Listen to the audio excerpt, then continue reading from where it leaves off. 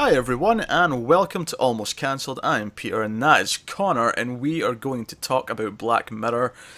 And it's not a season, because it's just a Christmas special. This came after the second season of Black Mirror, like, about a year and a half after, I think, something like that. It was This was what, end of 2014? end of So 2014, yeah, and the previous series was 2013. So they're quite spread out, but this is White Christmas, that's what the episode's called. And it's a one-off special they did at Christmas a couple of years ago, and it's longer than all the other episodes. It's 75 minutes without ads, so it's quite a meaty length. It's basically a movie.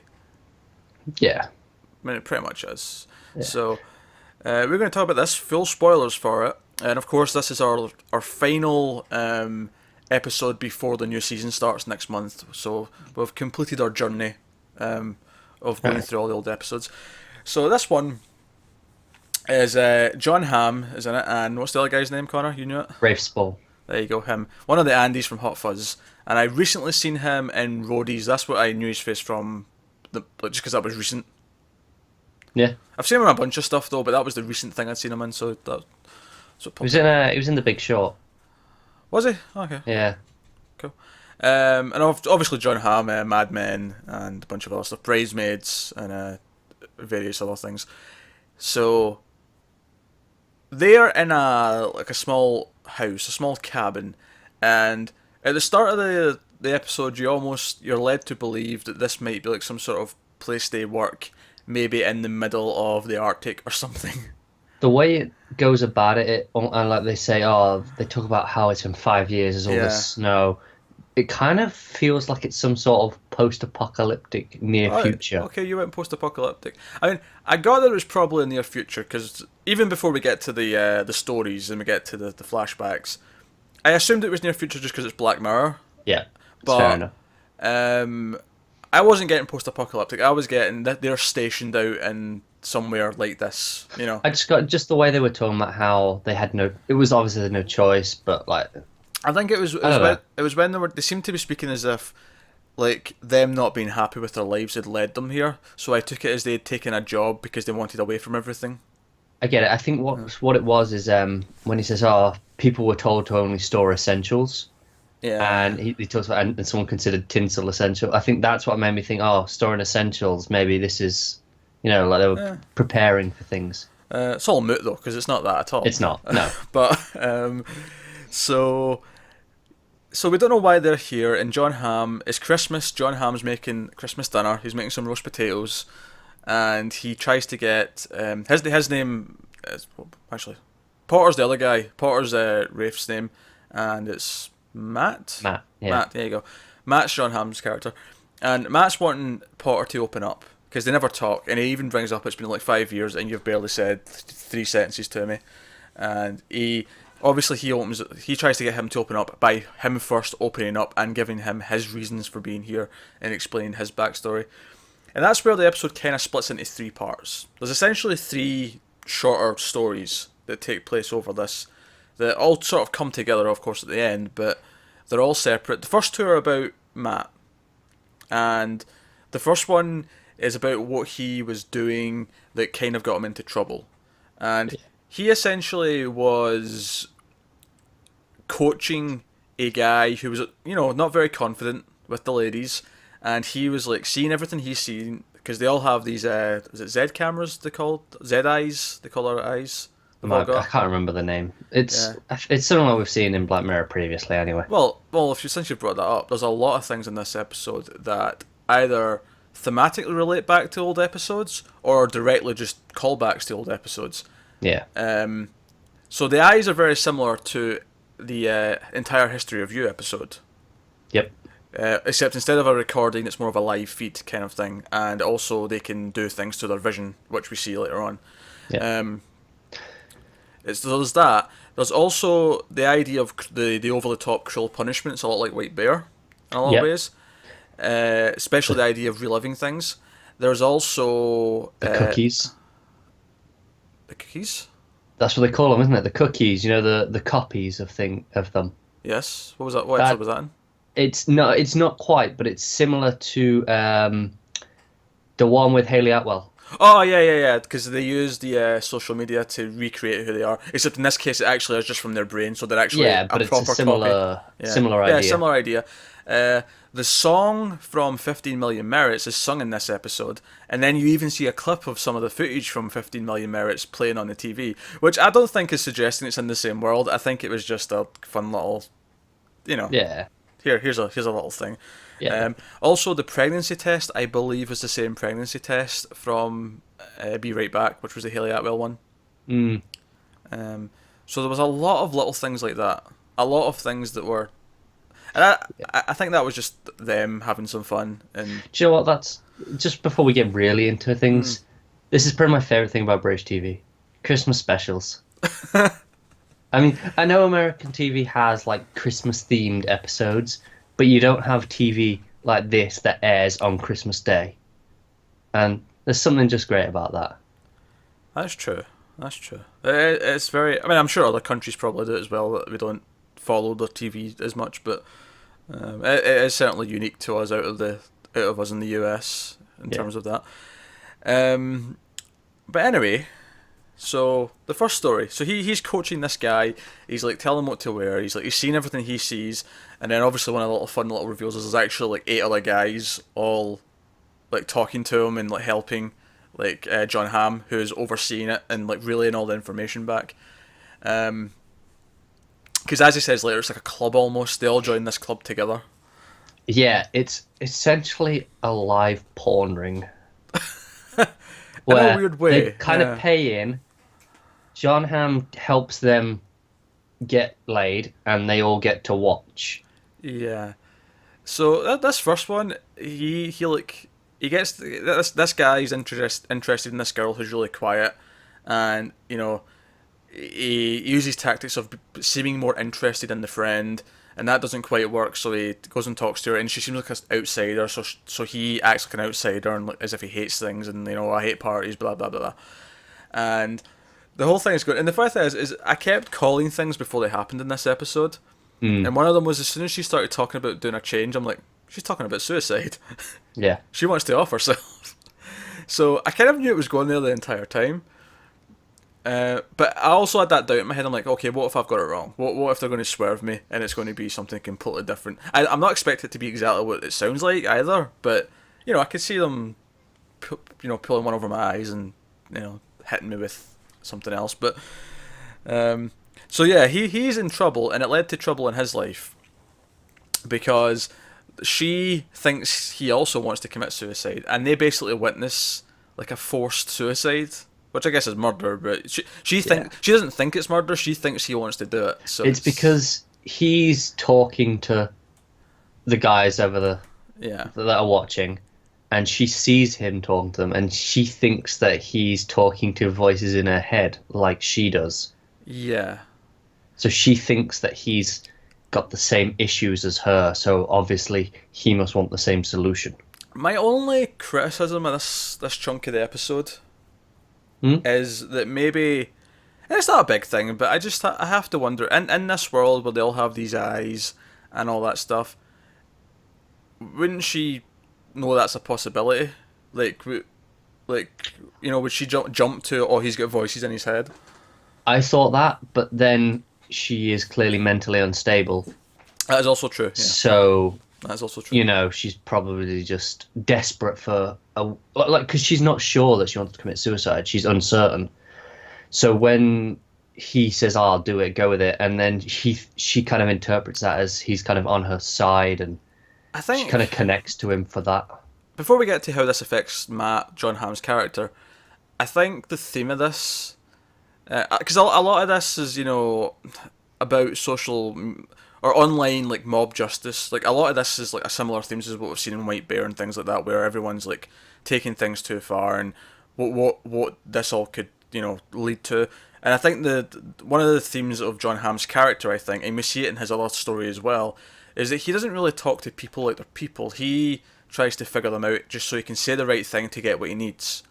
And I think this story is kind of a moral saying, well, if you just say what you think she wants to hear, it leads you down a path that's not actually something you want to do. You're just, Yeah, it might not end as Yeah. well as you think it should. You're actually being instead of being a person and just like relating your own personal stuff, you're trying to fill in her weird view of what things are, and as a result, you're changing yourself. And in this case, it's very quick to Drastic, yeah. yeah, it gets to this really extreme place really quickly where he dies, but of course he tries to burn his evidence and he gets caught by his wife, and his wife finds out that he's been doing all this, which is not his job because we find out his job in the next story, but we find out another big part of this world that we're living in this episode is that people with their cameras in their eyes, these Z eyes or whatever they call them, they can block people, and it's almost like blocking someone on Twitter or Facebook, where once you've blocked them, you can't see them and they can't see you.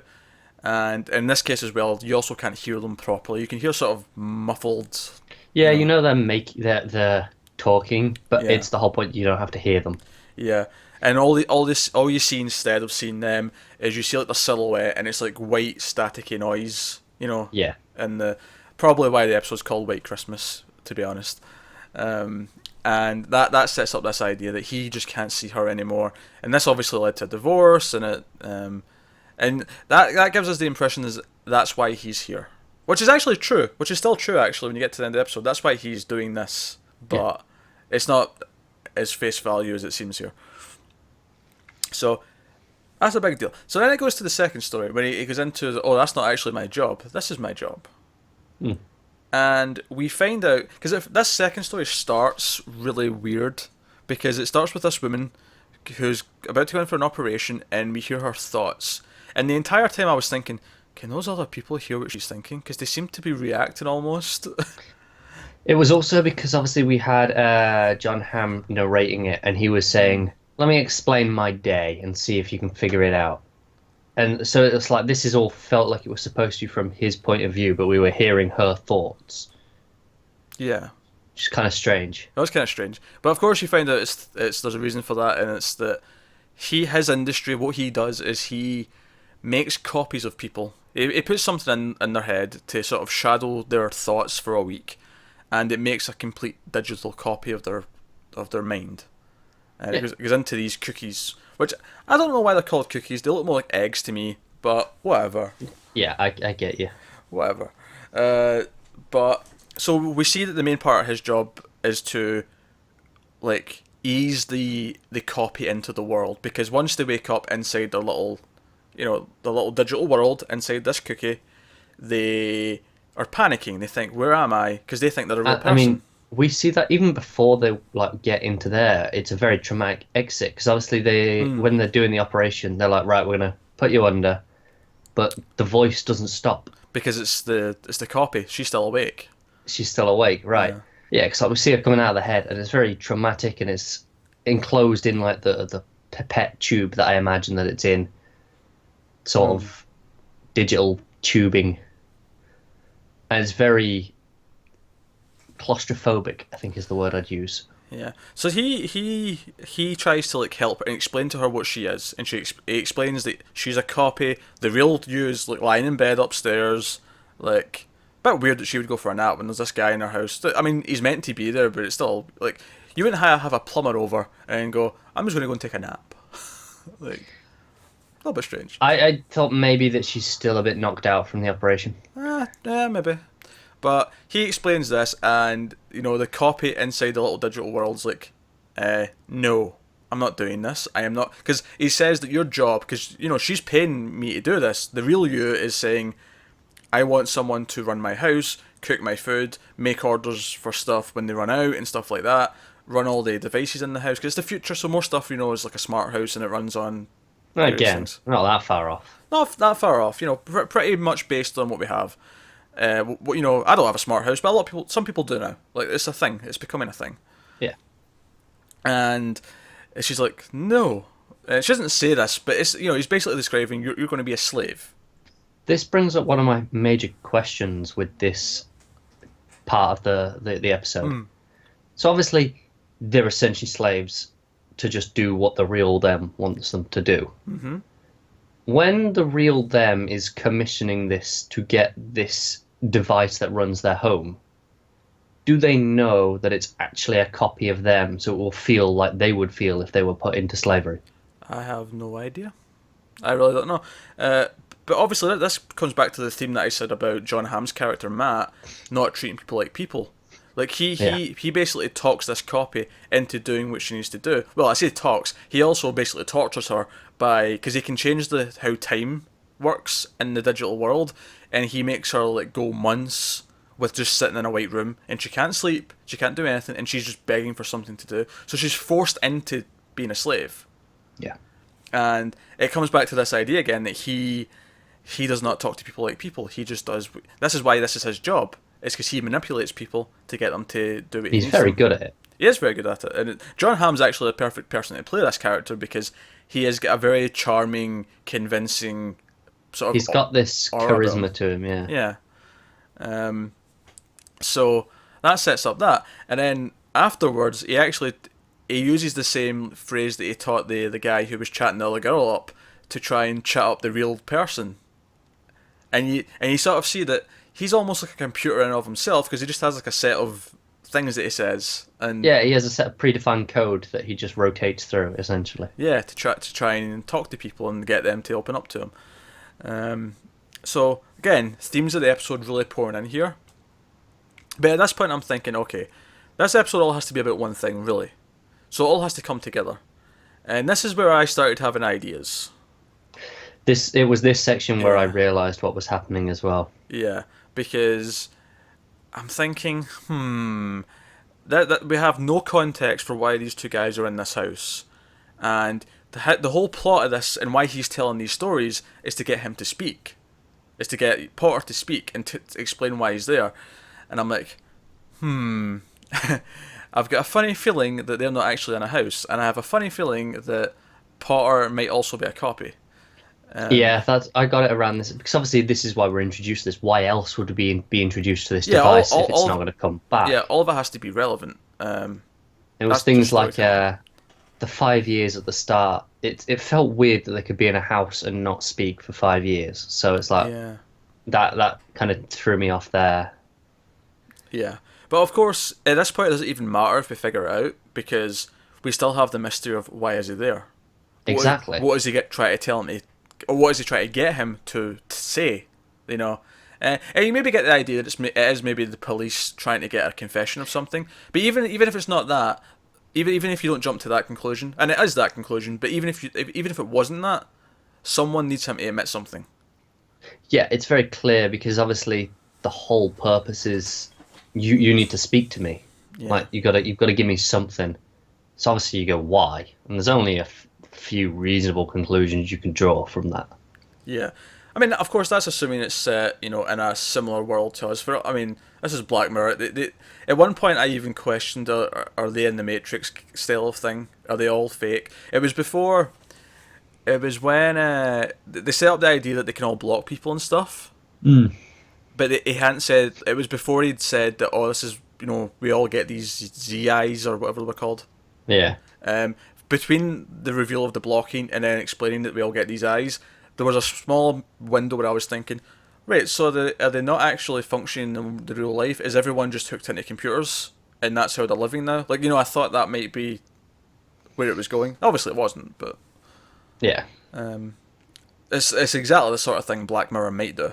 Like, yeah. It's the sort of thing that if it happened to come up in an upcoming episode, I would not be even remotely surprised. Yeah, so, yeah. So that's the middle story, and then it leads to the final story, which of course is Potter telling his story, and this is where the other thing that was introduced earlier, very quickly, which was the blocking thing, comes back into it in full force, because we see the real ramifications of that being used. So basically he's in a relationship with a woman who at karaoke sings the song from 15 Million Merits, and she seems to be getting distant in the relationship despite it seemingly having a happy start. And it turns out she's pregnant, and they have a fight. And at the end of the fight, because she doesn't want the baby, she blocks him, and she basically runs out of his life forever. Now,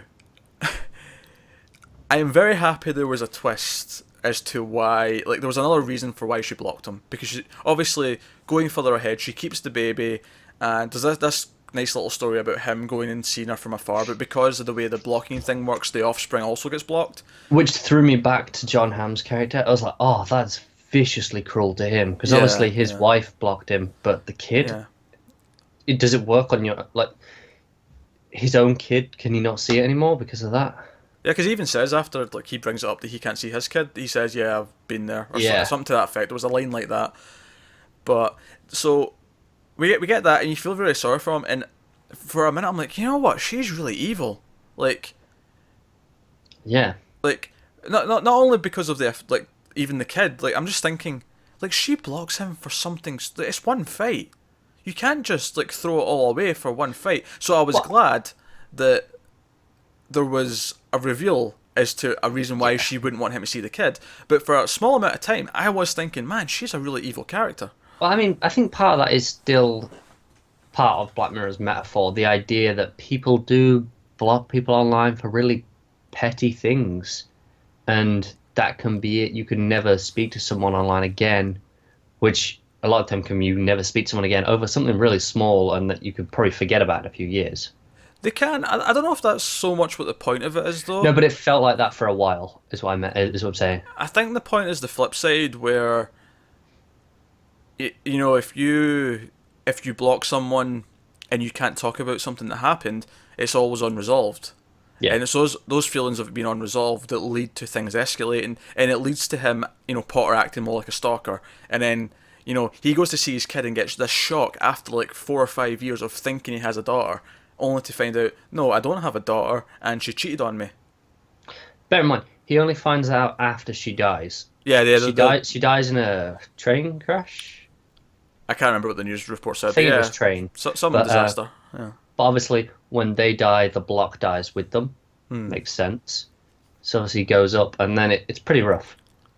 Yeah, it's pretty rough, and you can at that point you see where it's going. He's probably going to, her father, who's looking after the kid now. You can tell that it's probably going to escalate to a violent scene of some Mm. sort, and that'll lead to why he's there, which it does. And it all unravels, and John Hamm kind of reveals, he gets him to actually say the words "I confess," and he comes out. And I thought, this is a really neat twist on this, is that they can make a copy of the person and get the copy to talk, and it But counts. it's still their mind. Yeah, so it So, counts. Yeah. So that was fun. But then the final sort of twist of the episode, though. So Potter's left inside this. The real Potter's like still being silent, but he's in a cell, and he's presumably going to be tried and whatever as a normal person would. The Yeah. copy is inside this house, and he's going to be there forever, listening to the same song forever, or at least for 1,000 years over Christmas. No, it was 1,000 years a minute. That's right. It was 1,000 years per minute, so someone can do the math. But they say, oh yeah, leave him on over Christmas. So he's there for thousands of years and thousands over Christmas. But is that worse? Well, I suppose it might be because it's eternal. He can't die. He can't even sleep and escape it.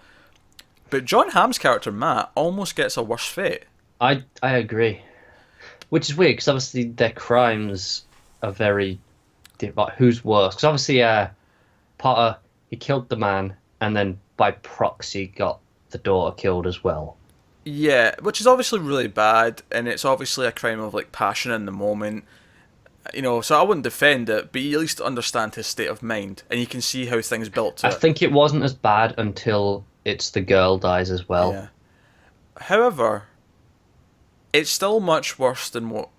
I mean, because John Hamm's character, what does he do? He doesn't report a crime, and he's illegally doing this club thing, right? Which, yeah, wrong, definitely wrong, but Not as wrong as killing someone. certainly not this thing where he's put like on a wide block so that everyone doesn't see him and he doesn't see everyone else. But more specifically, to everyone else who doesn't see him, he's red instead of white, so they know he's like a sex offender or something in that. Yeah, it realm. was a sex offender that they put him on. And like the way everyone looks at him as he's walking through that that market at the end, and I'm like, this is clearly what the episode's about. It's about this this heightened sense of mob justice, which he gets there himself by not treating people like real people. So again, it's all back to that social media, internet Yeah. metaphor, is that you treat people like normal people, or you end up having like the mob, as it were, coming after you, and Yeah. So. Obviously, this very much reminded me of the film The Hunt. With the idea here that, sure, he committed a crime, but was it bad enough to deserve this? Where he cannot interact with anyone now for the rest of his life. I'm not sure I agree with the comparison, but Well, no, but the idea that because the hunt's very different, because we know he's innocent. no, but sure he's innocent, but it's the same idea that he's forever hounded by this now. Yes.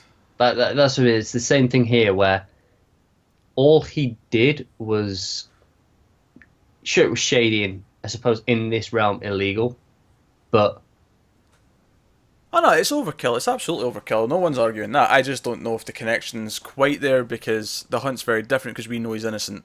yeah, And then also, and if he wasn't innocent, the crime is much, much worse.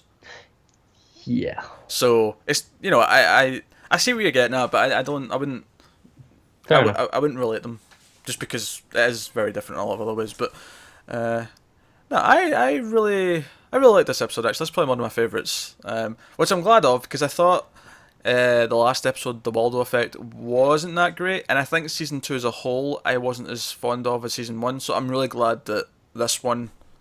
I would go as far as this is the best and my favorite, and part of that is because as we've kind of hit on, it's kind of a greatest hits episode. Almost. And do you know what else I like about it as well? See, even though it turns out not to be real, that core setting of two guys trapped in a hut in the middle of nowhere, in the middle of snow, and it's all about them unraveling their pasts. I love that type of plot. You're a sucker for bottle episodes, aren't you? I'm a sucker for a bottle episode. And even though it wasn't really a bottle episode because it was all the other stories, it felt like one. And that, Yeah. I'm all for that. I'm all for it. Yeah. So, No, I did really love this episode. yeah, it was great. Played with its themes and it. I mean, if there's any complaint, I suppose you could argue that all the other characters, other than those two, are not really characters. They're mainly just there to be the plot devices they're intended to be. But I'm okay with that, to be honest. yeah, I mean, they've got a story to tell. They told their story well. I don't think Yeah. it's a big deal. So no. There you go. That's Black Mirror. That's us finished the series so far. Season 3 is hitting Netflix next month. We will be reviewing all of it, so make sure you come back and check out our thoughts of them. Obviously, all 6 will go up on the same day. We will have them. At the very least, you'll get one per day. You might get them even quicker than that, but once it hits, you're guaranteed to have the whole season done within a week. yeah. So, but they might be quicker than that. We might get through 2 in a couple of days and so on, but. So look forward to that next month. Also, like and subscribe and all that jazz. It helps us out a lot. Let us know what you thought of this episode in the comments below. And get us on Twitter at mailed_fuzz. And, all of the other shows starting right about now. In fact, our first we got a pilot to do tonight. Later tonight, there's a new pilot, which is The Good Place, starring Kristen Bell and Ted Danson. Set in heaven, but she's not meant to be there. It looks a hoot. So we'll be reviewing that later. So come back and check that out. But there's a whole bunch starting over the next couple of weeks. In fact, the next couple of months, I should say. So yeah, thanks very much for watching, guys. Keep watching TV. We'll see you next time.